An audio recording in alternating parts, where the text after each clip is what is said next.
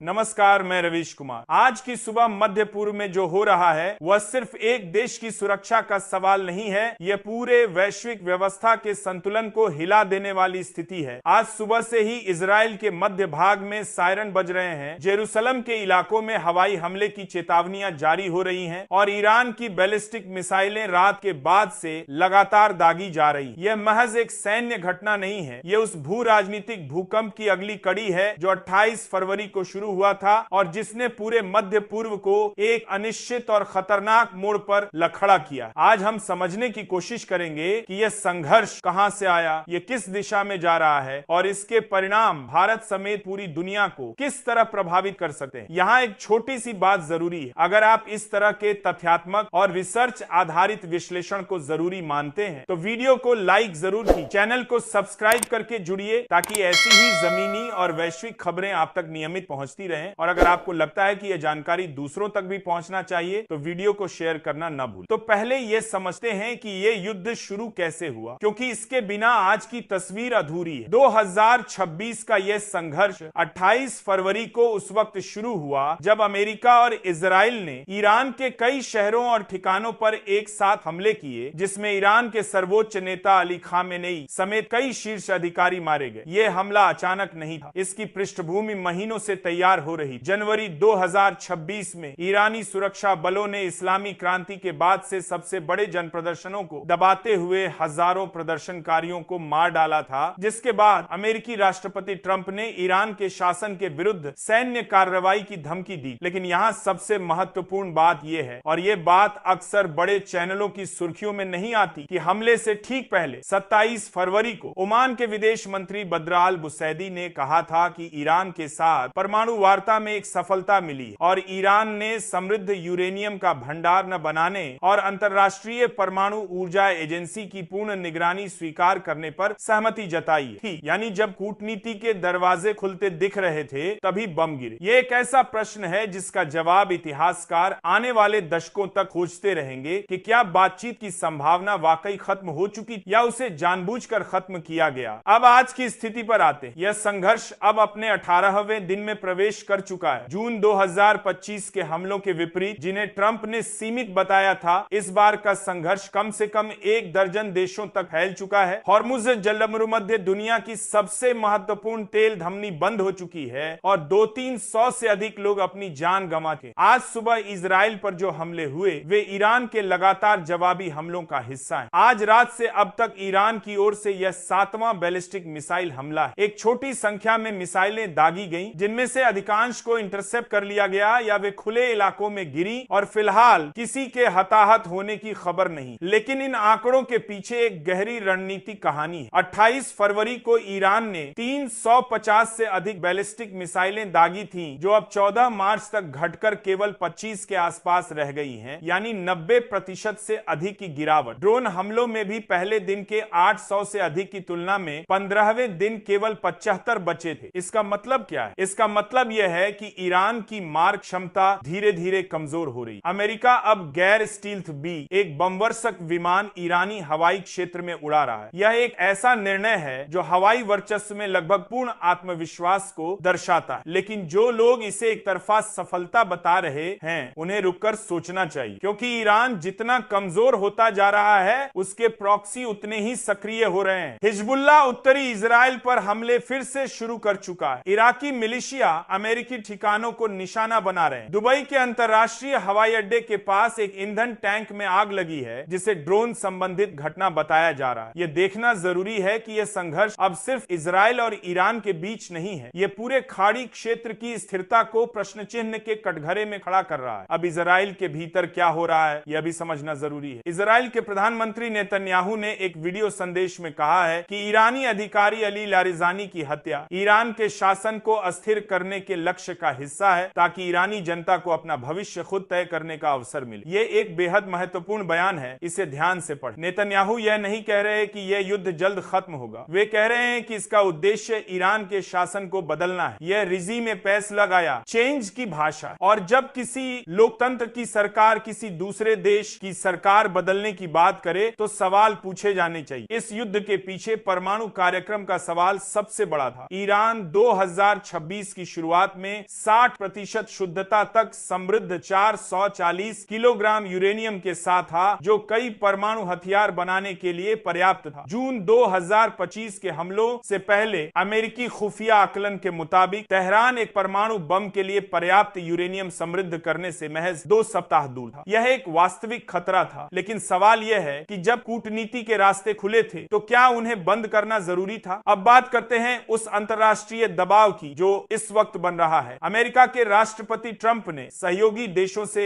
Hormuz जलमरुमध्य की सुरक्षा में मदद मांगी है, लेकिन प्रतिक्रिया बताती है कि दुनिया इस युद्ध में साथ नहीं है। पोलैंड के प्रधानमंत्री टस्क ने स्पष्ट कह दिया है कि पोलैंड ईरान में किसी सैन्य अभियान की योजना नहीं बना रहा। जर्मनी, स्पेन और इटली ने भी तत्काल कोई जहाज भेजने की बात से इनकार कर दिया। यह नेटो के भीतर एक गहरी दरार का संकेत। यूरोप अमेरिका के इस युद्ध में भागीदार नहीं बनना चाहता। यहां तक कि पोप लियो XIV ने रविवार को तीखे शब्दों में कहा कि मध्य पूर्व के ईसाइयों और सभी शांतिप्रिय लोगों के नाम पर युद्ध बंद करो। जब धार्मिक नेता सीधे युद्ध विराम की मांग करने लगे तो यह समझना होगा कि यह संघर्ष किस मानवीय स्तर तक पहुंच गया है। अब तक की प्रारंभिक गिनती के अनुसार ईरान में 444 लोग मारे जा चुके हैं। इजराइल में कम से कम 15, 13 अमेरिकी सैनिक और खाड़ी देशों में 20 से अधिक लोग। ये संख्याएं हैं, लेकिन इनके पीछे असली जिंदगियां हैं। सबसे भीषण एकल घटना दक्षिण पूर्वी ईरान के मिनाब शहर में हुई, जहां एक प्राथमिक विद्यालय पर हुए हमले में 170 से अधिक लोग मारे गए, जिनमें अधिकांश छात्राएं। ये आंकड़ा रुककर सोचने पर मजबूर करता है। ईरान के विदेश मंत्री ने स्पष्ट कहा है कि हमने कभी युद्ध विराम नहीं मांगा। इस बीच इस्लामी क्रांतिकारी गार्ड ने इजरायली प्रधानमंत्री नेतन्याहू को ढूंढकर मारने की धमकी दी, यानी दोनों तरफ से जंग जारी रखने की इच्छा शक्ति अभी बनी की हुई। इस युद्ध में थकान का कोई संकेत फिलहाल नहीं दिखा। ईरान के सर्वोच्च नेता के मारे जाने के बाद संविधान के अनुसार एक अंतरिम नेतृत्व परिषद बनाई गई और 8 मार्च को मोजदबा खामेनेई को नए सर्वोच्च नेता के रूप में चुना गया। यह एक ऐसा घटनाक्रम है जो बताता है कि ईरान अंदर से कितना हिल गया है, लेकिन राज्य अभी भी खड़ा है। खामेनेई के मारे जाने के बाद कुछ विश्लेषकों ने कहा था कि ईरान टूट जाए, लेकिन जब भी कोई बाहरी हमला होता है, राष्ट्रीय एकजुटता भी उभरती है। इतिहास इसका गवाह है। अब बात करते हैं हॉर्मुज जलमरुमध्य, जो अभी दुनिया की सबसे बड़ी आर्थिक चिंता बन चुकी है। ईरान ने इस महत्वपूर्ण जलमार्ग को प्रभावी रूप से बंद कर दिया है, जिससे तेल व्यापार बुरी तरह प्रभावित हो रहा है। दुनिया का करीब 20% तेल इसी रास्ते से गुजरता है। भारत भी इससे अछूता नहीं है। भारत अपनी ऊर्जा जरूरतों का एक बड़ा हिस्सा इसी क्षेत्र से पूरा करता है। जब खाड़ी जलती है तो भारत की अर्थव्यवस्था भी थरथराती है। पेट्रोल की कीमतें, रुपए का मूल्य और उन लाखों भारतीय श्रमिकों की सुरक्षा जो खाड़ी देशों में काम करते हैं। यूक्रेन के राष्ट्रपति जेलेंस्की ने बताया कि अमेरिका ने ईरानी शाहे ड्रोन को मार गिराने के तरीकों पर विशेषज्ञता के लिए यूक्रेन से कई बार संपर्क किया। यह एक दिलचस्प मोड़ है। यूक्रेन युद्ध में रूस की ओर से इन्हीं ड्रोन का इस्तेमाल हुआ था। अब वही ड्रोन खाड़ी में अमेरिकी ठिकानों और जहाजों को निशाना बना रहे। यह ईरानी सैन्य तकनीक की उस फैलती हुई कहानी का हिस्सा है जिसे नजरअंदाज नहीं किया जा सका। यूरोपीय संसद के 5 प्रमुख देशों कनाडा, फ्रांस, जर्मनी, इटली और ब्रिटेन ने एक संयुक्त बयान जारी करके लेबनान में बड़े जमीनी हमले को रोकने की अपील की है, ये कहते हुए कि इसके विनाशकारी मानवीय परिणाम। ये पश्चिमी गठबंधन के भीतर बढ़ती दरार को दिखाता है। एक तरफ अमेरिका है जो सैन्य ऑपरेशन जारी रखे हुए है और दूसरी तरफ यूरोप है जो रोक लगाने की मांग कर रहा है। इजराइल में एक और घटनाक्रम ध्यान खींची। वित्त मंत्री स्मोत्रिच का एक विधेयक जो बजट घाटे की सीमा को 3.9% से बढ़ाकर 5.1% करने और रक्षा खर्च के लिए 32 अरब शेकेल अतिरिक्त देने का प्रस्ताव करता है। यह बताता है कि इजराइल इस युद्ध को लंबे समय तक चलाने की तैयारी कर रहा है। यह युद्ध सप्ताहों में नहीं बल्कि महीनों के हिसाब से सोचा जा रहा है। ट्रंप ने कहा है कि कई देश इस युद्ध में शामिल होने को तैयार हैं, लेकिन साथ ही यह भी कहा कि यह जल्द खत्म होगा, शायद इस हफ्ते नहीं, लेकिन दुनिया बहुत ज्यादा सुरक्षित। यह आशावाद और अनिश्चितता का एक अजीब मिश्रण है। जल्द खत्म होगा, यह वाक्यांश बहुत परिचित लगता है। अफगानिस्तान में भी यही कहा गया था, इराक में भी, लीबिया में भी। इस पूरे घटनाक्रम में एक बात जो भारत के नजरिए से महत्वपूर्ण है, वह है इस युद्ध का कूटनीतिक प्रभाव। भारत के करोड़ों लोग खाड़ी देशों में काम करते हैं। भारत ईरान के साथ भी ऐतिहासिक संबंध बनाए हुए है और इजराइल के साथ भी। चाबहार पोर्ट को लेकर भारत ईरान का सहयोग था। अब ये सब कहां जाएगा? भारत की विदेश नीति इस वक्त एक ऐसे तराजू पर है जहां हर तरफ तरफ झुकने के अपने खतरे हैं। यह भी ध्यान देने योग्य है कि खाड़ी के अरब देश इस वक्त ऊहापोह में हैं। एक तरफ वे ईरान के क्षेत्रीय हमलों से परेशान हैं और दूसरी तरफ वे इजराइल को क्षेत्र को युद्ध की आग में झोंकने के लिए जिम्मेदार मान रहे हैं। खाड़ी देशों की यह उलझन समझ में आती है। उनकी अर्थव्यवस्था तेल पर टिकी है और तेल मार्ग बंद है। उनके ऊपर ड्रोन और मिसाइलें गिर रही, लेकिन वे इस युद्ध को और भड़काने की स्थिति में भी नहीं। यहाँ एक बुनियादी सवाल पूछना जरूरी है। क्या किसी देश के परमाणु कार्यक्रम को रोकने के लिए यह तरीका सही है? क्या बमों से परमाणु महत्वाकांक्षाएं खत्म होती हैं या वे और गहरी हो जाती हैं? इतिहास के उदाहरण देखें। उत्तर कोरिया पर दशकों से दबाव है, लेकिन वह परमाणु शक्ति बन गया। लीबिया ने परमाणु हथियार छोड़ दिए और उसका हश्र दुनिया ने देखा। इराक में सामूहिक विनाश के हथियार की बात हुई, वे हथियार कभी मिले नहीं। इन उदाहरणों का मतलब ये नहीं कि ईरान का परमाणु कार्यक्रम देखा ने कदम के अलावा खतरनाक नहीं था, वह था। लेकिन यह जरूर पूछना होगा कि क्या इस रास्ते पर चलने से दुनिया ज्यादा सुरक्षित होगी या ज्यादा अस्थिर? आज की स्थिति यह है कि ईरान के विदेश मंत्री ने युद्ध विराम की सभी संभावनाओं को सिरे से नकार दिया। ईरान अपनी बची हुई मिसाइलों को रणनीतिक रूप से, राजनीतिक रूप से प्रभावशाली समय पर दाग रहा है। यानी यह युद्ध अभी खत्म होने के आसार नहीं है। यह संघर्ष लंबा खींचेगा और जितना लंबा खींचेगा उतना ही इसका आर्थिक, मानवीय और भू राजनीतिक दंश गहरा होता जाएगा। आज 18 मार्च को जो सुरक्षा एजेंसियां हाई अलर्ट पर हैं, वे सिर्फ इजराइल या ईरान की नहीं, खाड़ी देशों की हैं, यूरोप की हैं और भारत की भी। क्योंकि जब मध्य पूर्व जलता है तो इसकी लपटें कहीं न कहीं हर उस देश तक पहुंचती हैं जो इस क्षेत्र पर किसी न किसी रूप में निर्भर है। ये एक ऐसा वक्त है जब सवाल पूछना जरूरी है, सत्ता से, रणनीति से और उन फैसलों से जो बंद कमरों में होते हैं और जिनके नतीजे खुली सड़कों पर, स्कूलों में, बस्तियों में और बंदरगाहों पर भुगतने पड़ते हैं। पत्रकारिता का काम सनसनी फैलाना नहीं है। पत्रकारिता का काम यह पूछना है कि जो हो रहा है वह क्यों हो रहा है और इसका भार आखिरकार कौन उठाएगा।